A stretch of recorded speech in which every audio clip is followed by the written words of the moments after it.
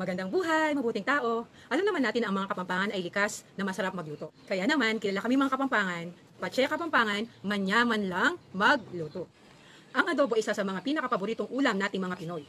Kaya naman, ang adobong ito ay may iba't iba ng version. At ipapakita ko kung ano ang version ng aking nanay. Ipapakita ko sa inyo kung paano magluto ng adobong malangi.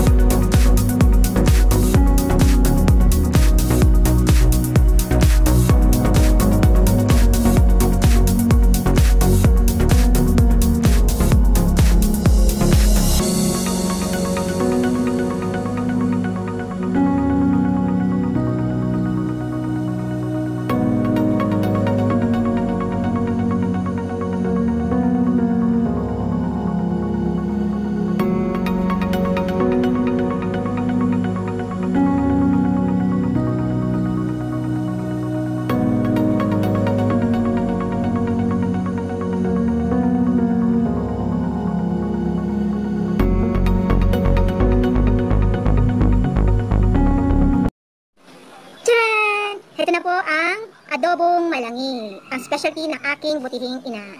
Ngayon, titikman naman natin kung ano ang lasa ng adobong malangi. Pero bago yun, gusto kong pasalamatan ang aking nanay sa pagtuturo sa akin kung paano lutuin ito. At ito na, the moment of truth. Tikman na po natin ang adobong malangi. Ito po yun. At ito naman po ang sauce. Ito po ang sauce nito. Ayan, titikman na po natin. Alam niyo po, sabi nila kapag nagluluto ka raw, kailangan masaya ka, kailangan inspired, kailangan nakangiti. Kaya tignan natin kung effective ba yung bilin sa akin. Ayan. Ang paborito kong bahagi ng manok ay pakpak. Titikman na po natin. Una, tikman natin yung walang sauce muna. Pero ito ay pinakuluan na sa pinaghalong sangka. Tikman natin.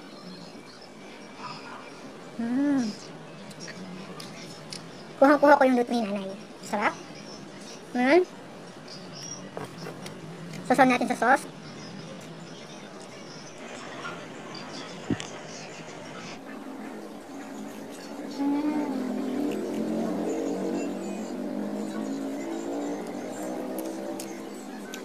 Kanyaman. Sabihin nun, masarap.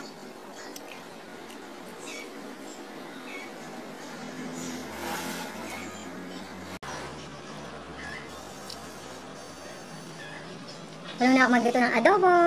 Specialty nanay ni adobong malangi. Naalala ko yung mga kaklase ko.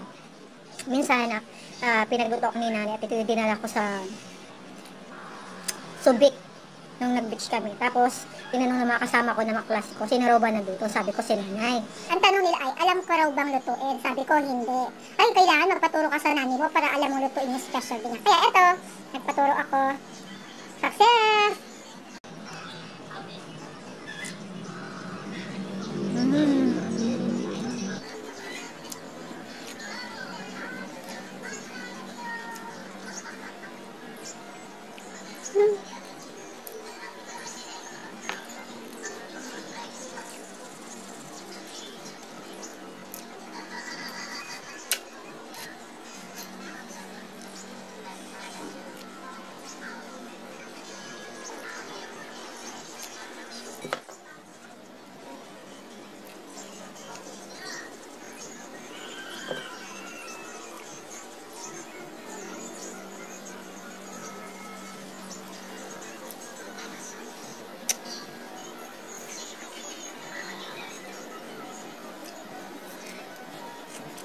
Ngayon, bibigay ko yung bantay.